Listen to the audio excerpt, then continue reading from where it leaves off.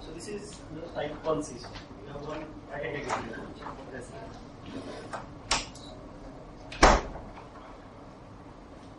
1 system. Where I have N.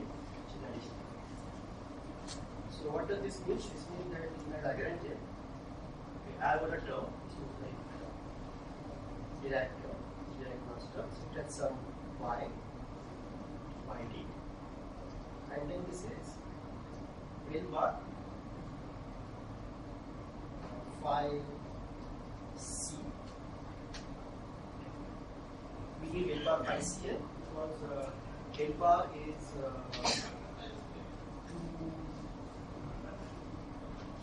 minus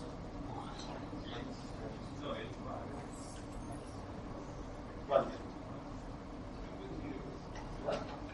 And therefore, because phi is 2, 1, so phi c is 2, 1. And n is 1, 0. So this will form a nice SU2U1. So y.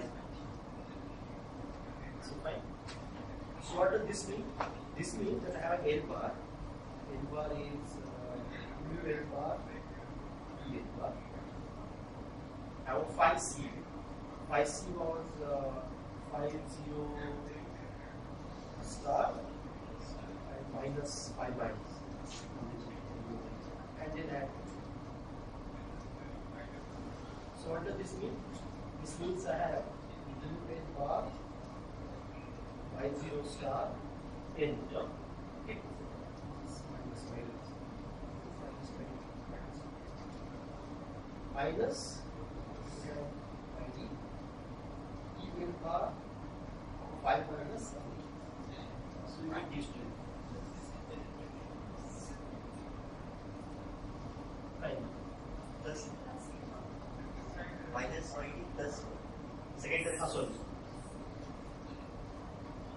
So now this corresponds to fragment. This corresponds to saying that I have something where I have got mu n phi and d. This tells me that I have something that is E n phi minus this phi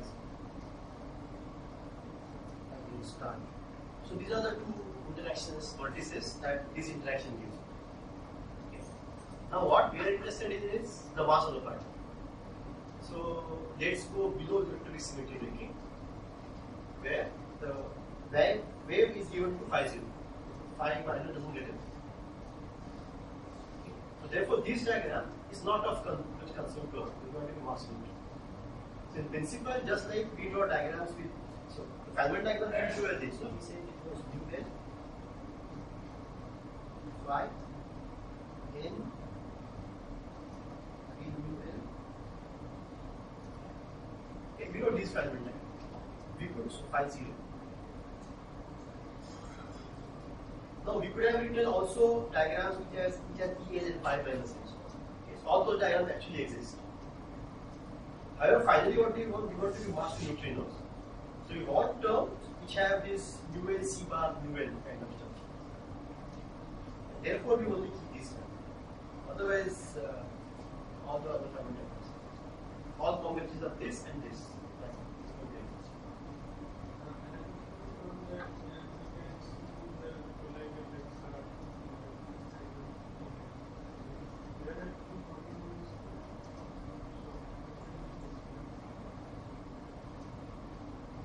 So you know that when the standard parlance is proton has 3 quarks, but that's not exactly true. Proton has lots of quarks, lots of antiquarks. C quarks, yeah? There's an SEAC. Okay, so proton has, forget about S, let's talk about U and D. Okay, so it has U quarks, D quarks, U bar, and D bar. That's everything. Except that if you take total number of U quarks and total number of U bar quarks, if you subtract that, this will come out to be 2. Similarly, D d minus d bar is number of quarks will indicate to 1. Okay, therefore you say that a proton is UUT. That doesn't, so therefore proton is UUT doesn't mean that there are no U bar and D bar. There are there. It's just that the number of U quarks is more than number of U bar quarks by 2. Therefore, we will ET is exists.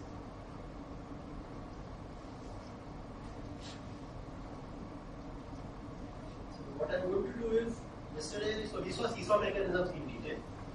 Now, as I told you, there are infinite number of models. Okay? So it's not possible to see all models in detail. I'm just going to indicate to you what kind of things people do to neutral masses. So just a very quick overview. And then at your leisure you can read from Tata and Prof, for example, which are many okay, it's not important to know details of everything unless you are specifically going to work in nuclear masses. Okay, but it's good to know what kind of things. So one special thing that we saw in detail was seesaw mechanisms. Seesaw mechanisms essentially means that you use kicks, okay, and some other joint. So in short, your seesaw mechanism means that you try to get a term which is L, L, phi, phi, somehow. And you combine this L, L, phi, phi to different means. If you combine them by L, phi, and singlet, phi, then this will be called type 1. If you combine them by triplet, sigma, this is type 3. And instead of combining L phi, if you combine LL and phi phi separately, you can combine them with the triplet, delta, so and this will cover it. You can check that if I have a singlet here instead of triplet, then you will not get a master. But that's a matter of reason. I will check if it's a simple thing to show, then I will do it to myself. But that is essentially what seesaw mechanisms. You can intermediate states as a, this is a fermion, okay, because it's 8 at 5, so it's in half this number. This is a fermion, this is a boson. Okay. So let me go to this is what we saw. Okay. Type 1, type 2, type 3 seesaw. Type 1 seesaw, this N is very heavy, so you can't see it. If it's light, you can't produce it. Type 1 is a sort of lost case. Type 3 can be produced at agency. And even type 2, it's possible to see type 2 if you find these extra-lives. LHC in principle can find many things. Is this extra-lives predicted by something else? Is this extra-lives? So in general, left-right symmetric models predict this extra-lives. So we have this B minus, we have U1Y, right, in our theory. Some of the theories say that this U1Y comes from what they call as U1B minus L. You start with a U1B minus L, then you want this predict. I'll give you some examples. So all these are three diagrams. Phi phi is something in the middle. Another class of mass models is what is called as radiative mass. Radiative simply means that there are loops there, nothing else. So I just show you two of the mass models which are very well known. You should just know them for historical reasons. One is called as the Z model. Z was Z is Anton Z, is the person, it was his last name. The same Z. The author of that. Author of the essay. Okay. So this was. So what it is, what are we looking for? See, we are always trying to look for terms in the Lagrangian which are singlets and the residual. So we try various ways of getting those terms. So what we did in type 1 seesaw was, we made a term with L bar phi C n, and then your model is ready. So Z model does something very similar. So instead of looking at L at phi, okay, now we are not looking at Higgs. standard model because that is seesaw. Seesaw does everything that we can with elegance. He tried to make a term with LN and LC. Yeah, LN bar and LC. So now L is 2 1.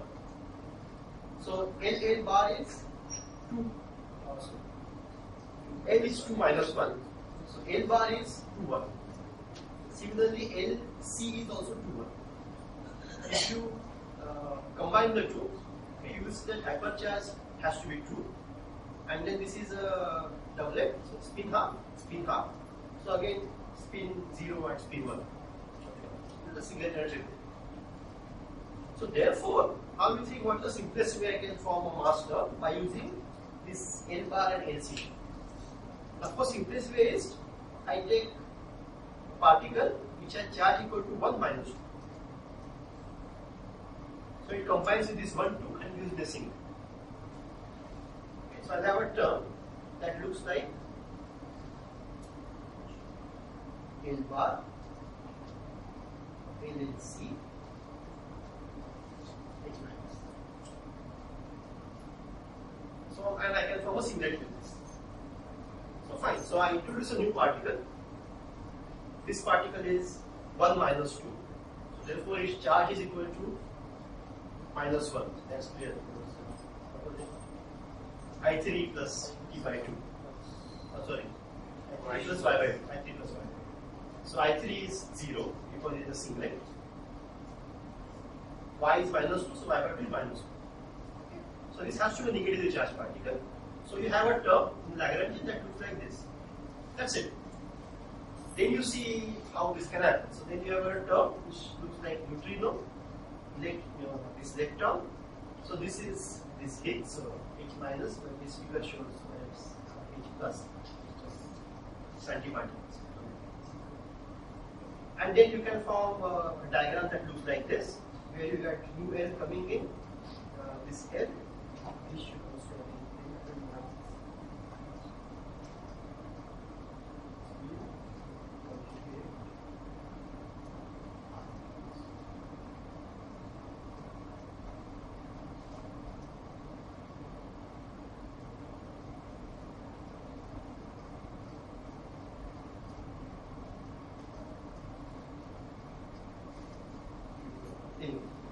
so this is either like U, C.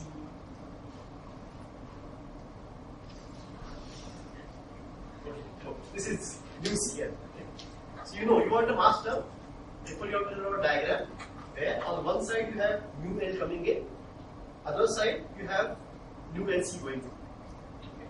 So as long as you have something which has new L coming in. There is some block here, and then you have ULC going out.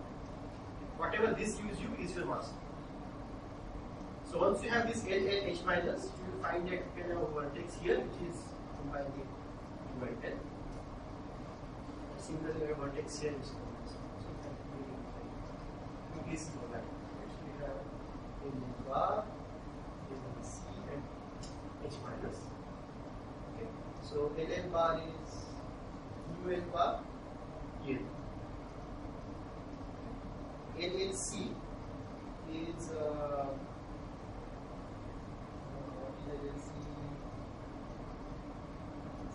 LC ULC. I combine them, I get UL bar, ELC, H minus, plus EL bar, ULC.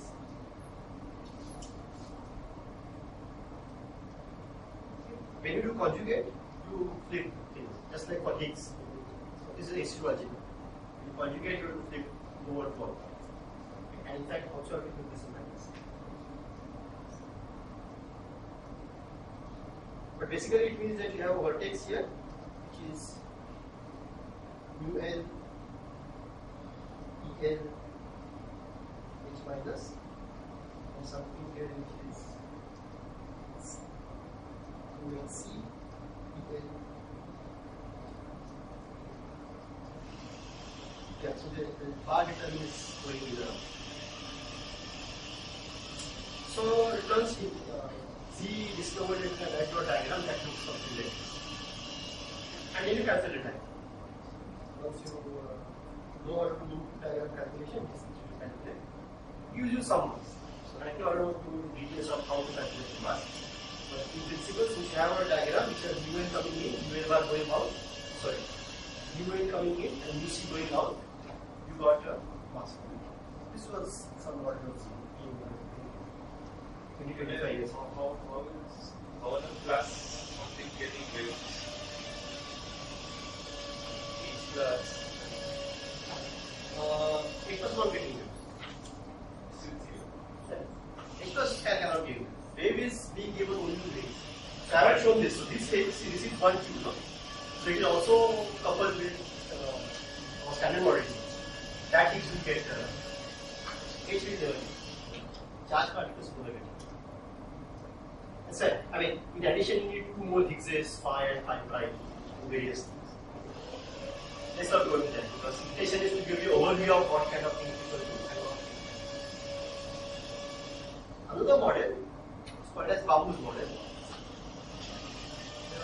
In Babu's model, the observation is the following.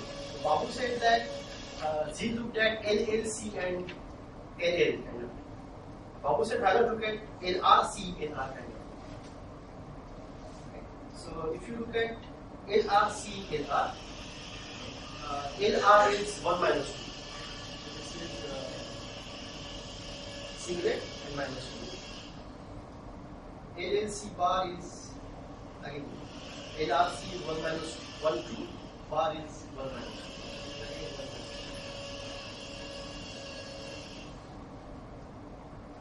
2. So if you combine LLC bar and LRC bar and LR, you get 1 minus 2. Now you want to learn the Lagrangian. So introduce a particle which is 1 4. That's it. So then you got a term that looks like LRC bar, LR, and something which is 1 minus 4. What is the charge of 1 minus 4?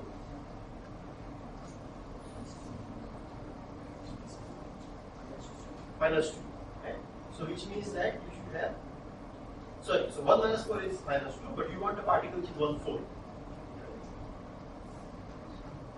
So you want something which has charge plus 2. So you have LRC bar, LR, and something which has plus 2 charge, K plus plus. Then I can form a vertex here, which is. Now the rest you have to do some manipulation. You say, oh, if I want to do only this, I don't need a term for increase. You also have to add something for this H minus, which was 1 minus 2. So here you actually added two particles. One is K plus plus, the other is H plus. H plus or H minus. So people basically add various kinds of particles which are able to do. So this is one class of model. Seesaw was one class of models where you had with things. Radiative is another class of models where again you add particles. Anything that you want to add should give you one term in Lagrangian. That's all your intention. And that's the reason there are infinite number of models that you have. Note that none of this is possible for quarks or charged electrons. It's not easy to add particles to quarks and charged electrons which are here everywhere we are helped because we have this term which looks like LRC bar LR. We have to have Marada mass terms. It's not easy to do direct mass terms, new direct mass terms. Marada mass terms is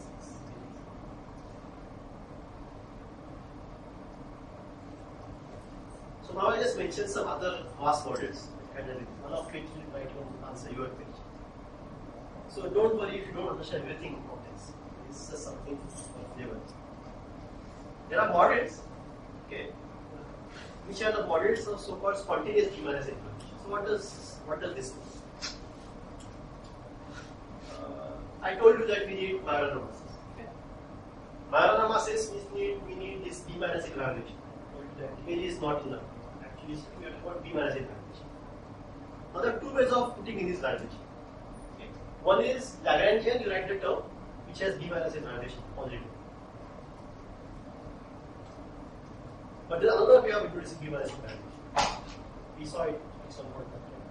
When we did electroweak symmetry breaking, we saw that either we can break SU2 cross B1 in the Lagrangian, or we can break them by Higgs mechanism in vacuum. So if you want to break a symmetry, you always have got two ways available. One is that break a symmetry in the Lagrangian itself. Other thing is have some kind of Higgs mechanism and break it. So this is the idea. So the idea is, so one is this called break it explicitly. Explicitly means in the Lagrangian. So Lagrangian can have a term that looks like nu r c bar nu r, which is what we have been having till now. What you have been looking at till now is explicit B minus A. So this is what you have been looking so far. Another way is the following. I say that I don't like this term because this violates B minus A. But I want a Lagrangian that doesn't violate B minus A. Someone told me that I cannot violate B minus A, otherwise I will be in trouble. In the case of standard model, we saw that we could not violate SU2 cross U in Lagrangian, otherwise there is some trouble with renormalization. Okay, so someone told us that you can't do it. Now if someone tells me that you can't violate B minus A, you will be in trouble. Then what do I do? I say okay, fine. Let me not violate B minus A.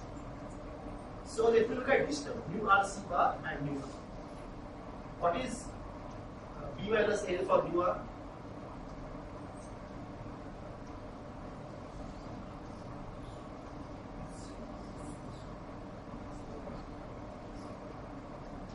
B minus L. What is B for nu r?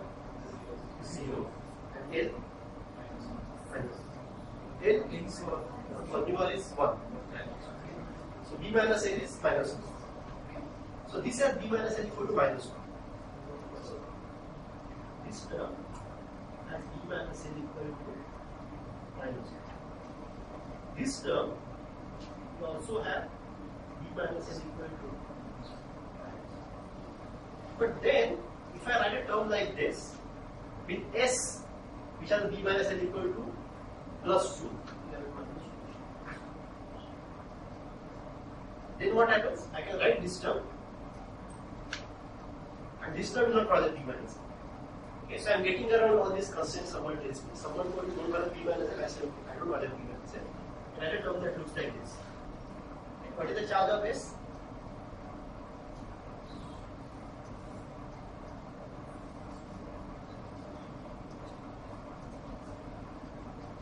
Electric charge. 0. Okay. Because nu r c bar S nu r is equal to 0. So then it's fine.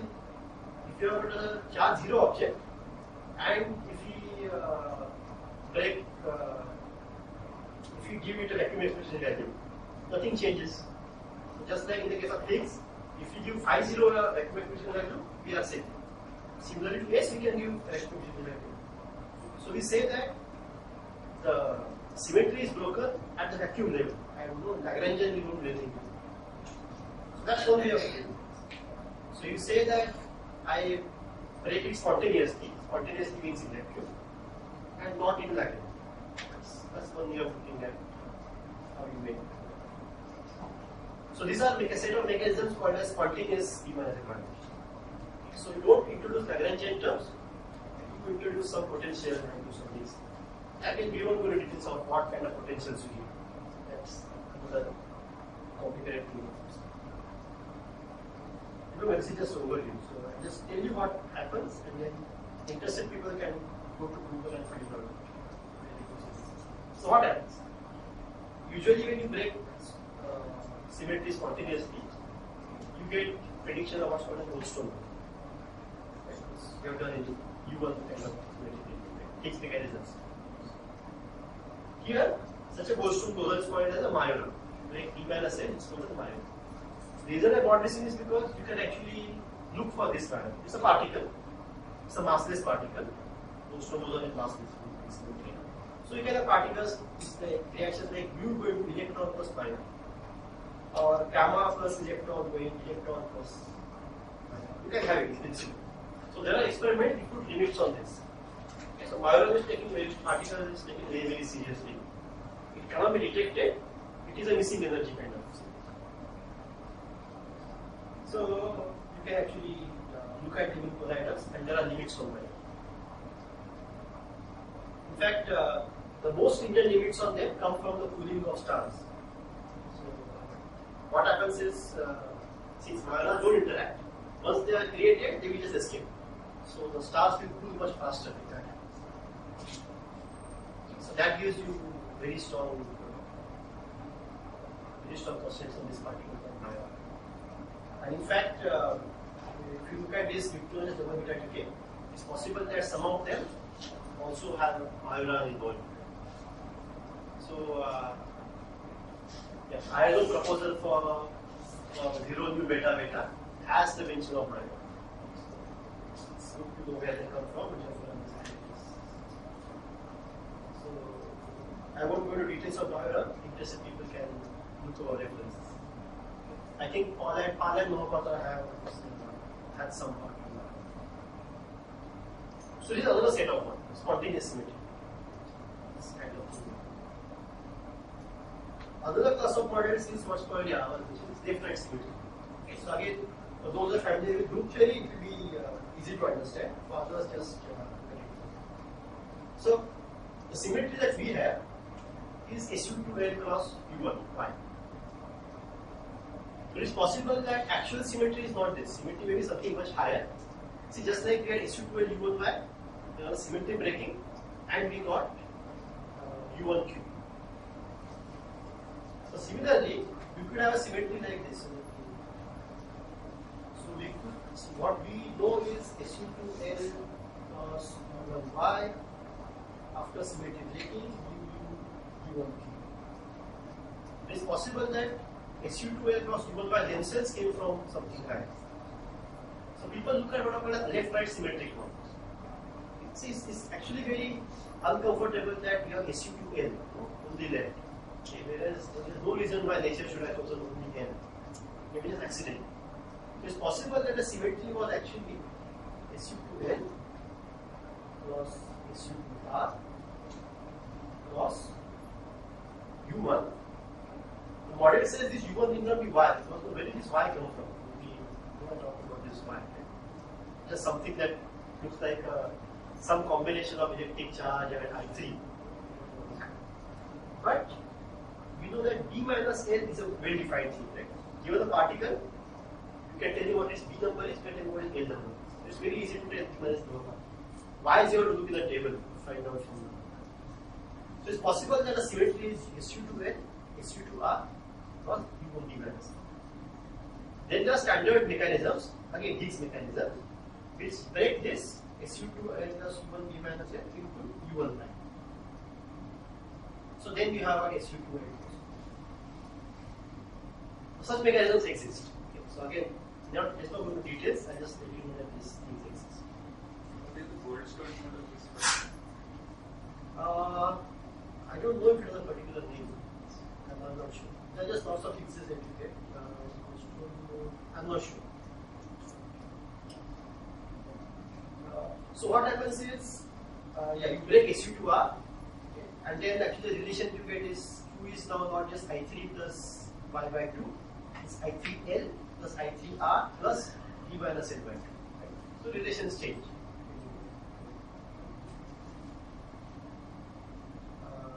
The reason I brought it up is because all these models very naturally give you these triplet Higgs, the one that you wanted for seesaw mechanism.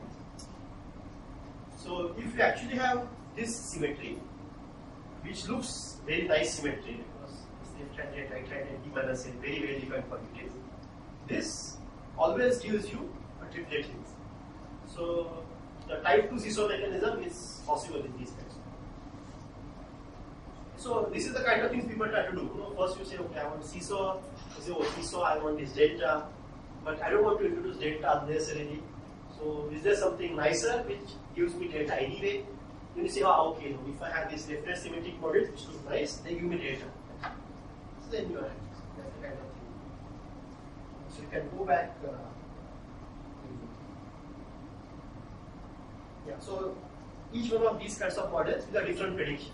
for B minus L spontaneous violation, we saw this spiral kind of decays. For left-right symmetric model, there are decays that look like this. Mu going to E plus E minus, mu going to E mu, and so on. Or mu plus E minus to mu minus E. So every set of models will have its own predictions. If you are able to see the predictions at colliders, then it's good, and you confirm the model. If you don't, then you can't choose between different models. The constraint is like this. Okay? We have hundreds of models, and we don't know which is the right model. So only when we see some signature at the colliders is when we will identify. So I just gave you this lots of information just to tell you that there exists things that you need to do. I didn't tell you everything.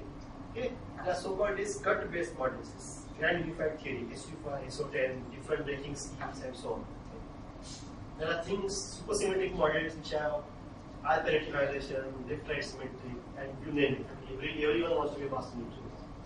Therefore, figuring out which is the right one is more difficult. So I don't think we have many mass models, but one of them is more overwhelmingly better than.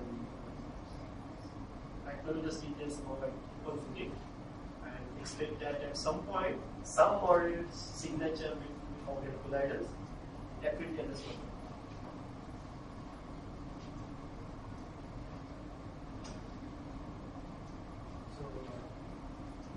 So this part I will stop.